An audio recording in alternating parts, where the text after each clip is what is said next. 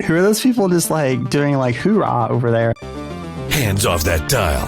Business is about to get a whole lot nerdier. You're tuned in to FounderQuest.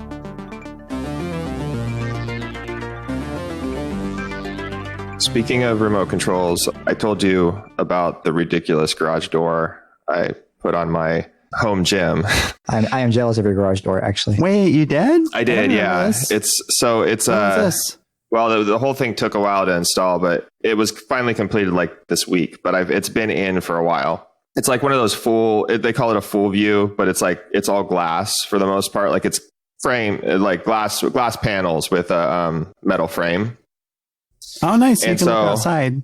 Well, it's the glass is opaque, like it's fogged or whatever, so you can't actually like see through it, but it lets a lot of light in. So the light is awesome. That's awesome. Like, it's the brightest room in my house now, I think, from natural light. So I might actually like just move my office in there, and then I just like never have to leave.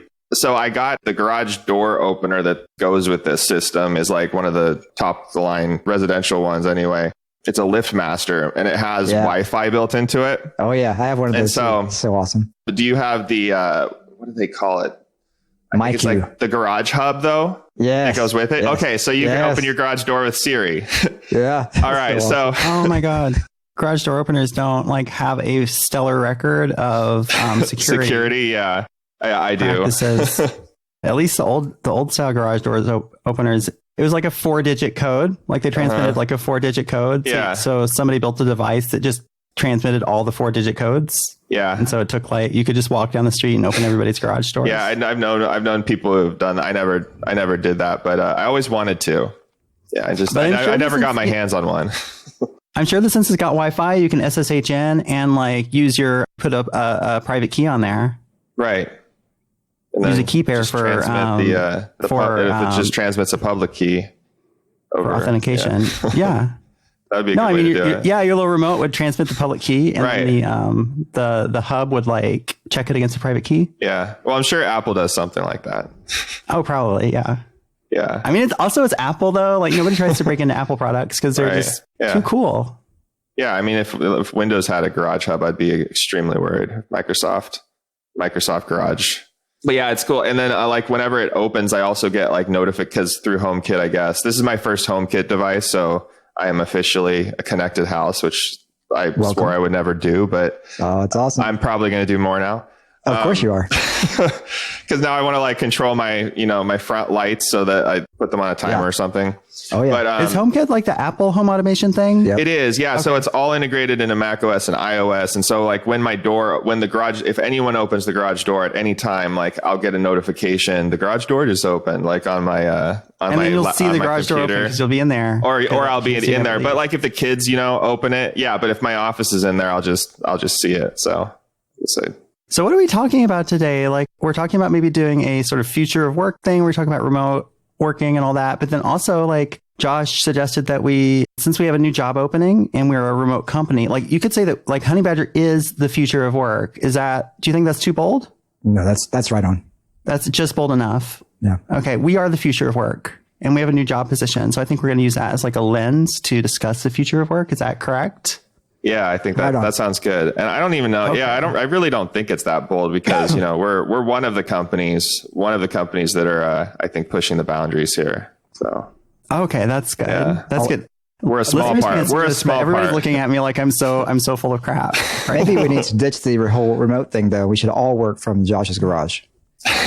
we're gonna do a great idea. We're gonna do the central office in your garage. In my garage. No, but it's in a garage. Like garages are where things happen. The future garages are where innovation happens. The future of work is my garage. That's what we're saying, right?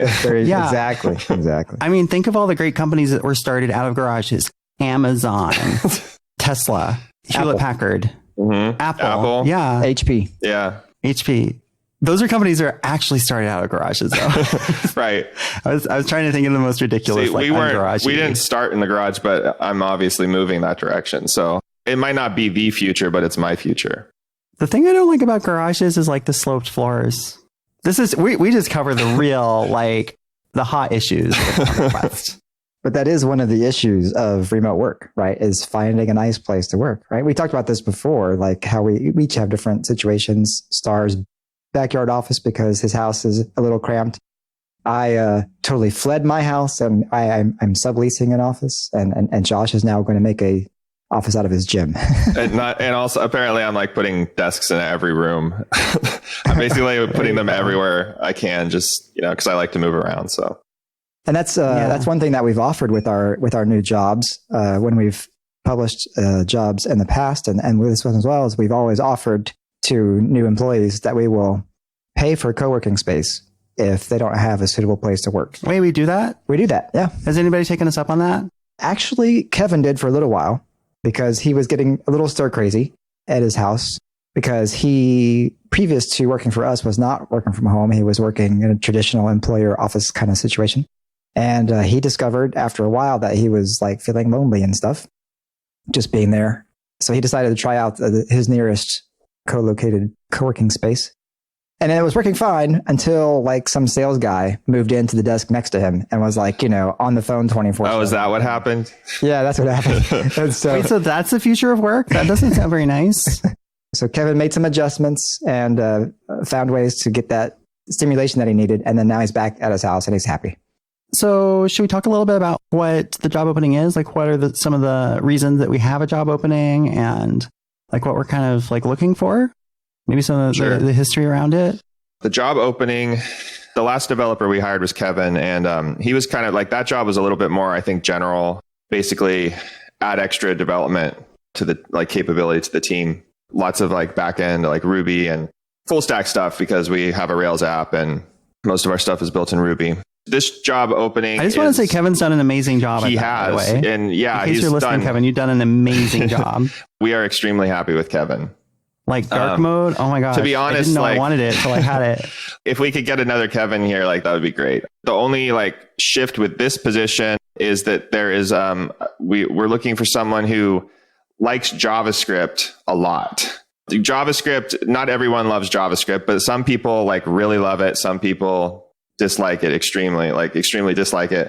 But we have a lot of open source JavaScript projects that we manage. And currently, I am pretty much the sole maintainer of these projects, in addition to a lot of other open source projects in different languages. So there's kind of like a polyglot aspect to this job. So basically, like we're looking for someone to come on and help me reduce some of my workload and take on some of these like open source maintainer type positions and push forward our open source libraries to make improvements and fix bugs and interact with the community and all that sort of stuff that comes along with that. Yeah, right now our Ruby library is the best of our client libraries. And then from there, we have like a variety of levels of support and features in the various libraries. And I think bringing them all up to par is one of the early tasks for this job. And then, of course, there's going to be plenty of development work to go forward, right? So even if all those things were done, and which never will be, we still have plenty of, back-end stuff to do. So we're still looking for people that enjoy being in a variety of languages and especially doing Ruby as well. I think that's the thing. Like, I think we've talked about that. Like we want everyone, I'm pretty sure we want everyone to have, somewhat of a full stack background still, just because like small team, this will be number 6 in total, including us founders. So obviously like we don't have enough people just for each of us to completely specialize in one very narrow thing, but we try to have like a couple core areas where that's like our strongest, like Ruby and JavaScript. And then we can, as time permits, be able to have a broader knowledge of other things that we have in our toolkit. I think the polyglot thing is really important to bring out because we do have, as you said, libraries in a variety of languages. Like this person should be expecting to say, oh, can you take a look at this Elixir stuff? We don't expect an Elixir Pro, necessarily, but someone who's like, oh yeah, I'd be happy to take a look at that and figure that out. Is there like anybody out there who can meet all these requirements? No. Yeah, no, not it sounds like a lot. Yeah, it is a lot. And I was going to say, like one of the cool things, like I'm not getting rid of this job or, I'm not looking for someone just to take, so I can get rid of my job. I just have like 5 jobs I'm doing, and it's just, I can't go on like this. One of the really cool things, when I was first starting this, getting into managing all of this stuff, because I didn't know any of this stuff. I was pretty much JavaScript and Ruby. I had done, before Honeybadger, I was like, mostly PHP freelancing and a couple years, like 2 or 3 years of Ruby and Rails, I think. So when I got into it, I didn't know anything about Elixir, Python, Node, Go, Java. The list goes on. But I got to learn that stuff. If nothing else, like this person needs to be interested in learning new things and not necessarily becoming an expert in all of them, but learning and exploring the landscape and being able to like think and understand those things properly in their proper context. Yeah, I don't know. One of my fondest memories of Honeybadger open source was when I got to like, we wanted to like support Go, and like Go was kind of a new thing. It was kind of hot. Everyone was talking about it. I didn't know anything about it, but because we wanted to support it, it fell on me to like go learn the language and then build the integration library to report errors to Honeybadger. And that's what I did. And it was a lot of fun.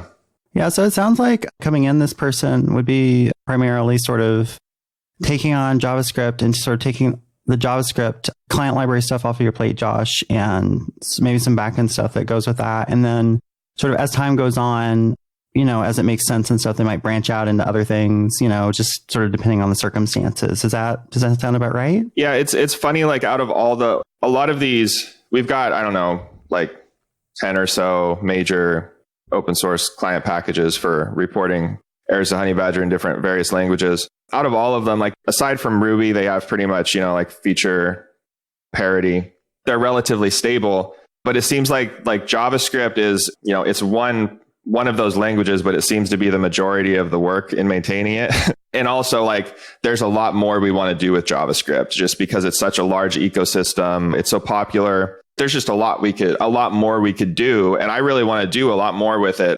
And I just don't have the time. So that's part of the reason I think that this is going to have like a heavier JavaScript focus, especially in the beginning. And specifically, I think Honeybadger JS is our client side JavaScript integration for error reporting. And we have like, plugins that you can plug it into your React app or Vue or whatever. But there's a lot more work we can do on that to kind of like bring all of that up to speed and keep pace with the JavaScript community, it's constantly changing. Yeah. We want to stay on the edge. That's a good point. It's like we kind of need a ringer because like keeping up with JavaScript is kind of exhausting, right? There's always new frameworks coming out. There's always new ways of doing things. And the language itself is not a normal freaking language where you have like a single version of it running and you can trust that version will behave in the same way across multiple computers. Like there's 20 different implementations of it running in in people's cars and crap. It's insane. I don't think I have cars in the like the CI build yet for, the cross browser testing, but maybe I should get like, if you all want, I will buy a Model 3 just so I can build Honeybadger in it. I have to interject at this point for legal and compliance reasons that Honeybadger is not warranted for use in vehicles or aircraft or marine vehicles. Please. Oh, that's right. Is that in our insurance? It's in our liability insurance? I think it's probably like a compliance requirement too, right, Ben? Oh, yeah. Yes. Our software is not to be used in life-threatening situations. Yeah, please don't. Please don't. We don't want that money. I mean, we write good stuff, but come on, give us a break. But yeah, I think back to the point of like, no person is going to know everything that we would like that person to know. Of course, like when you write a job description, you write the wish list, right? But I think that one of the key attributes that we look for in any person who's interested in Honeybadger would be someone who's excited to learn, right? So it doesn't matter as much what you know as it does what you're willing to learn and how much energy you're willing to put into that. Yeah, totally. Like we have with the caveat of you have to know something already, right? Yeah, right. That's helpful. Yeah. Like we're looking for senior level in something. Is that like? Yeah. Because I was going to give the example of like, we're a Rails shop. Like we're Rails developers, and that's what our stuff is built in. But if if like a senior level Laravel developer was really interested in this position, for instance, with the caveat that they were also interested in learning Rails. Laravel to Rails is that's a no-brainer transition. Like they're very similar systems. It would be, you can totally learn Rails if you're expert in Laravel. So, but they were also very good at JavaScript. But they're also very good at JavaScript, yes. But and COBOL. Most Python. But hey, we won't make them be an expert in Linux administration. Like no, just 8086 assembler. So I think now that we've scared everybody off, maybe we can. So there's some good things about working for us, right? Well, there are some good things. Yeah, yes. These are all good things. I mean, learning's great. But there is something that we should mention. Another maybe potentially scary thing, but potentially good thing. I guess it depends on your personality. One thing that Kevin brought out as we talked to him as we started the process of this new hire, we asked Kevin, some thoughts that he had since he was the last person to be hired at Honeybadger. And one of the points that he made was that he was surprised just how independent we are in our work habits here at Honeybadger. Like a lot of developers used to working on a team that, you go into the office and you talk to your coworkers about whatever, right? And as you have issues with other projects, you might lean over and ask somebody a question. And we don't do that at Honeybadger for the most part. Like we are very independent in our work. Like we just pick a task and we go and do that task until it's done, basically. And that can be disturbing to someone who's used to a more collaborative kind of environment. Yeah. I mean, you can still ask questions though, right? No, Yeah. We ask each other questions. We do. I mean, like we communicate obviously, but yeah, I think what Ben's saying is like we talked about this, I think in the past, and I've talked about it at various places. I think like on the Indie Hackers interview I did, we discussed a lot of like our freelancing background. And I think we tend to operate a lot like freelancers still, like, where we are working from home on kind of individual projects. And we're not doing a lot of like pair programming or like constant, like we're not usually working together on the same projects within the company at the same time, like constantly.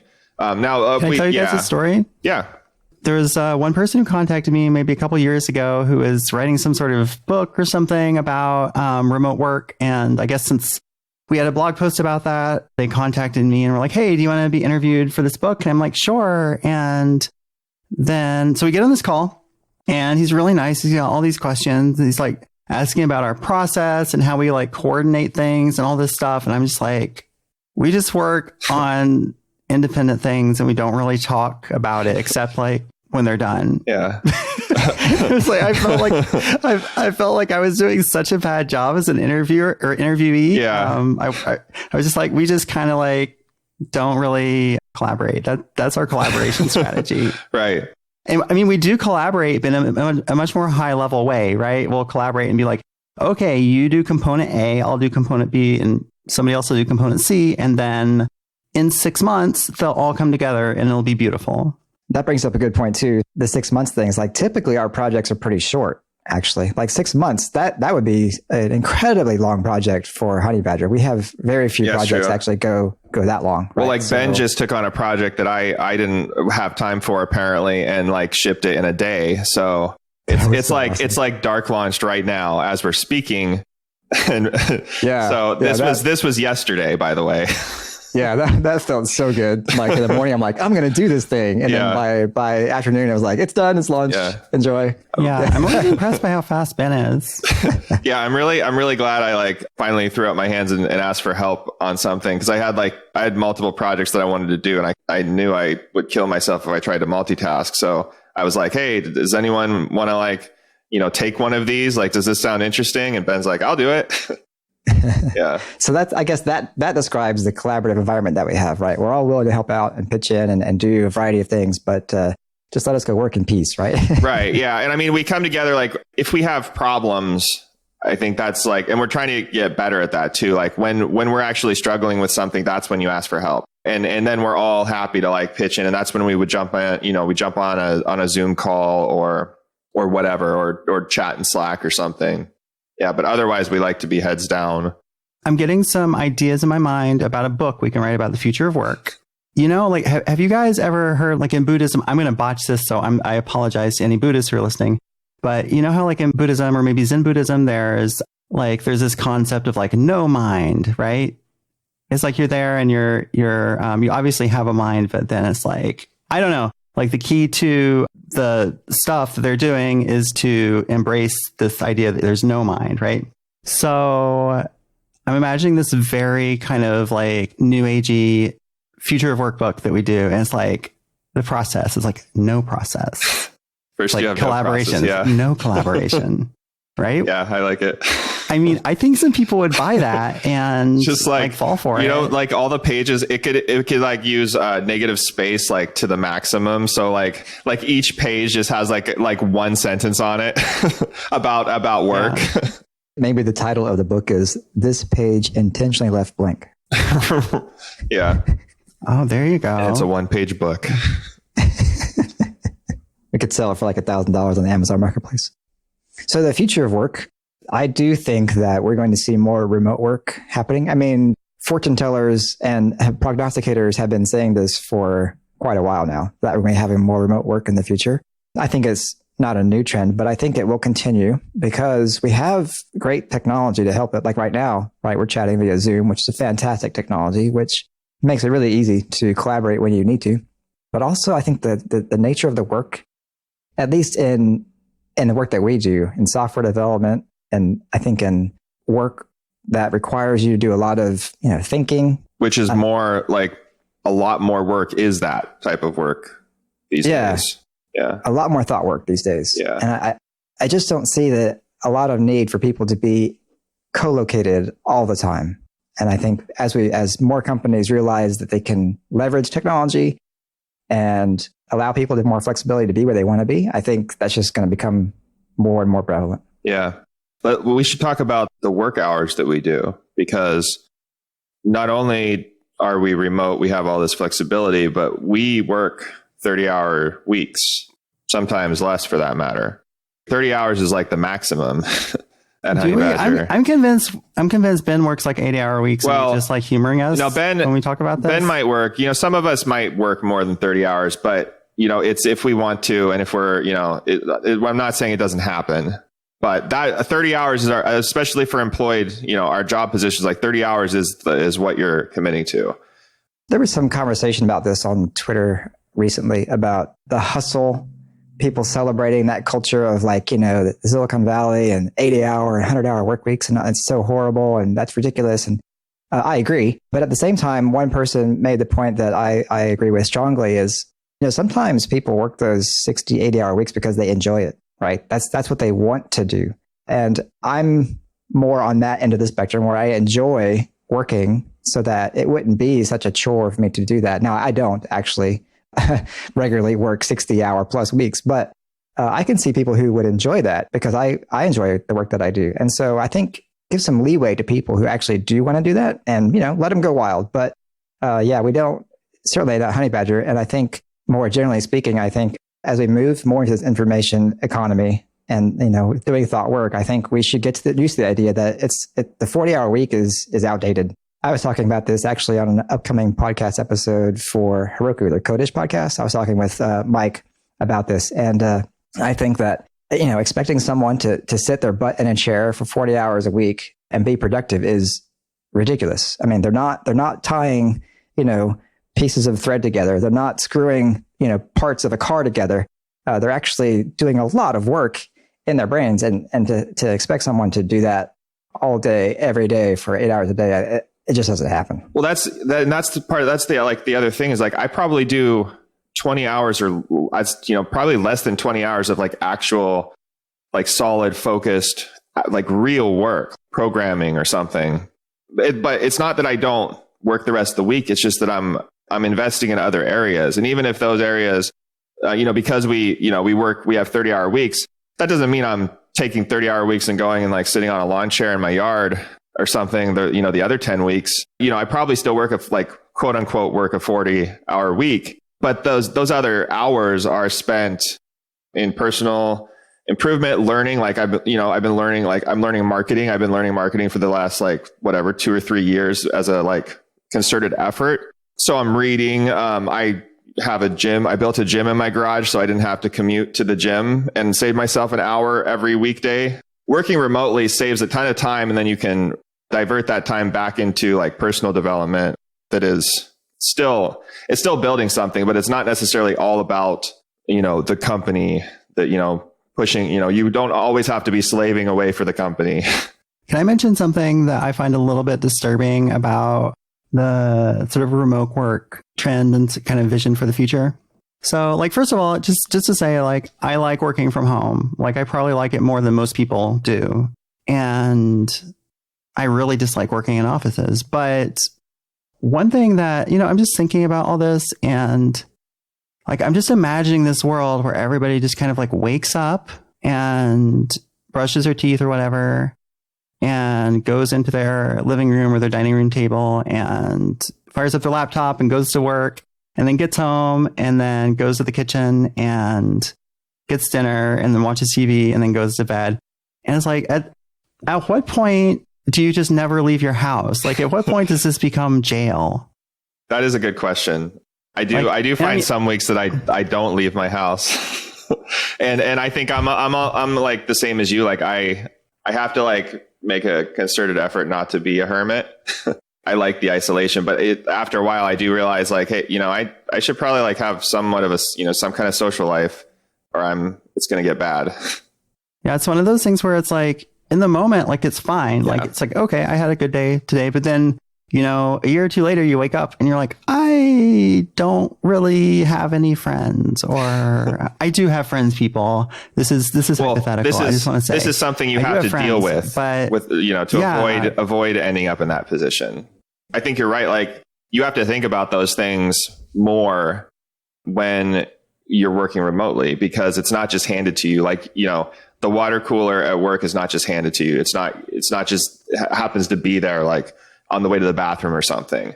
So you have to like actually, we have to build that into our company culture to like provide more opportunity for social interaction, but also like just on a personal level, like, yeah, you have to think about like getting out, and it's not that you just stay at home.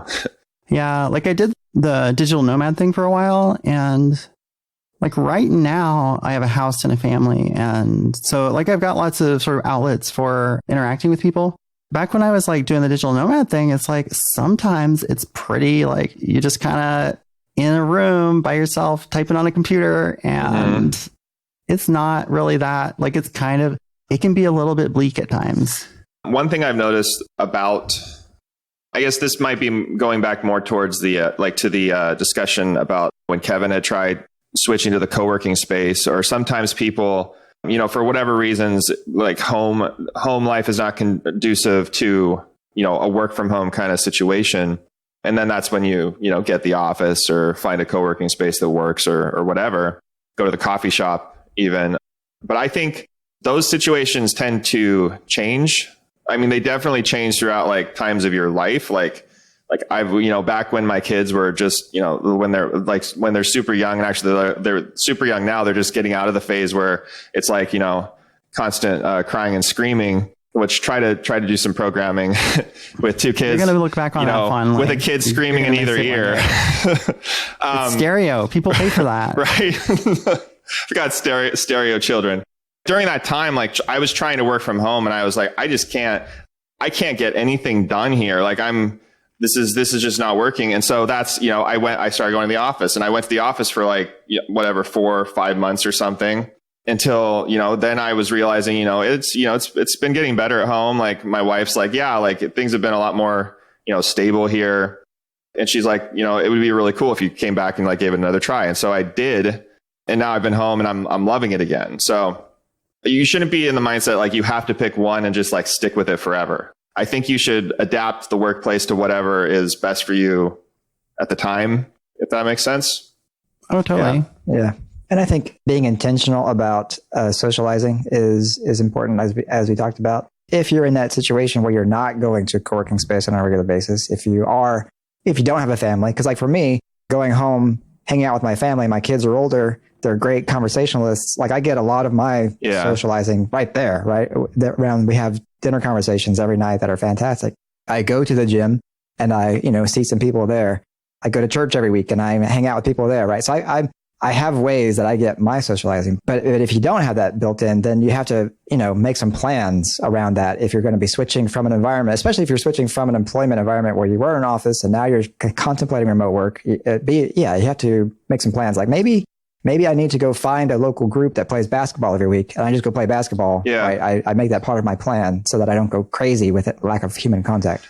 I really like, at the risk of like starting to get into like the thought leadery side of this, like future of remote work discussion.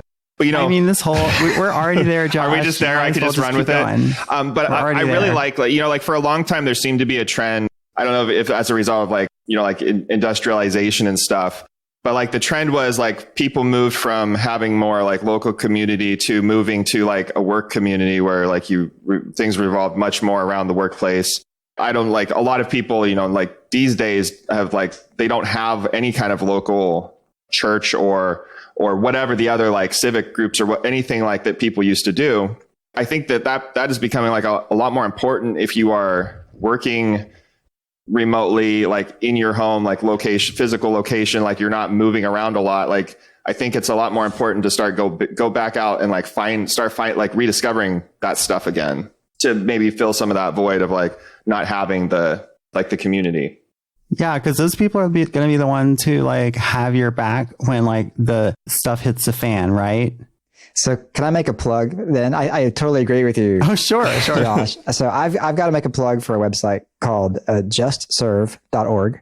It's a website where you can go and you can find local groups that need volunteer help, right? So if you want to get connected with your community, with your local people around you in a way that's helpful to others, go to Just Serve. They have projects, you know, from a variety of nonprofits who are just looking for people to help. And I think that's, if you have no other way, I mean, even if you do have other ways, but if you're looking for a way to add more interaction, that's a great way to do it. Get to be hanging out with people who are also interested in giving back to their community. It's a fantastic. You don't have to use Just Serve, but just, you know, rendering service in general. Like when I was a kid, I was part of the Rotary. Like I hung out with them and did some service projects with my local Rotary. And that was great, right? I got to meet a bunch of people that I wouldn't have met otherwise.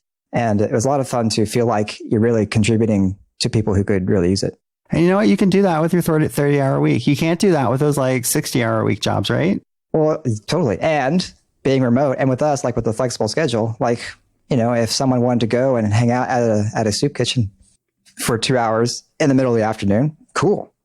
So I feel like we started out kind of rough, you know, selling this job, but I think we're coming around in the end. Like I feel like in the beginning we're a little bit maybe scaring people away, but now I feel like if they made it this far, like maybe people are a little bit more on board with us. That was part of the test all along. It is. It's I mean, you who would have want to like run a life of like community and love and support and just being, you know, in fellowship with humanity? Like that sounds pretty great. I'm not saying I'm going to do any of this stuff. I live on the internet, so just to be clear. Yeah. No, seriously. Honeybadger does care. Josh is trolling people on Reddit right now as we speak. Yeah, but no, I mean, like I have been thinking about that lately because it's like you get like in this bubble of just people. Like I know pretty much like most of the people I know now are like software developers and technologists. And it's like I remember like having, you know, relationships with like other types of people, like just, you know, normal, like non-technical, like there are complete, you know, all other kinds of people out there. It offers some nice perspective when your circle is not just, you know, the people that are exactly like you. So I think we'd say like for the work of the future, I think we could argue the point that in a very thought leadery style, that remote work will bring us back to the people. It will help build our communities, strengthen families, and improve self-confidence and self-esteem. I love where this is going. It's beautiful, Ben. So go to honeybadger.io and sign up for our seminars. We're going to a town near you. We'll help you build self-confidence. We'll help you improve your social life. We'll send Ben. We'll send Ben to your garage to give I'm sorry. I started making jokes, but I really, really actually like that, Ben. So I'm sorry. Yeah. I just can't not make jokes. It's just my way. It's all good. Well, should we end it on that? Y'all have any more like prognostications for our listeners to learn more about that job? Because hopefully there's some people out there who have made it this far. What is it? Honeybadger.io/careers. Yeah. So if you just go to our site, honeybadger.io, and scroll all the way down to the bottom, there's a link that says careers, I think. Okay. Well, it was great talking with you guys. And if anybody wants to go give us a review at Apple Podcasts or whatever, that would be great. And if you are interested in writing for us, if you do software blog posts or something, we actually might be interested in talking to you about that. And we actually pay people. So You can learn more about that if you go to our blog and look in the top nav, and that's honeybadger.io. Yeah. So you'll find it. That's the first test. So I'm sure you'll pass. All right. So I will talk to you guys later. And future of work. Like we're the future of work. It's bright. It's so bright. We got to wear shades. Good talking to you so guys. Bright, we got to wear shades. You got to be a certain age to remember that song. FounderQuest is a weekly podcast by the founders of Honeybadger. Zero instrumentation, 360-degree coverage of errors, outages, and service degradations for your web apps. If you have a web app, you need it. Available at honeybadger.io. Want more from the founders? Go to FounderQuestPodcast.com. That's one word. You can access our huge back catalog or sign up for our newsletter to get exclusive VIP content. FounderQuest is available on iTunes, Spotify, and other purveyors of fine podcasts. We'll see you next week.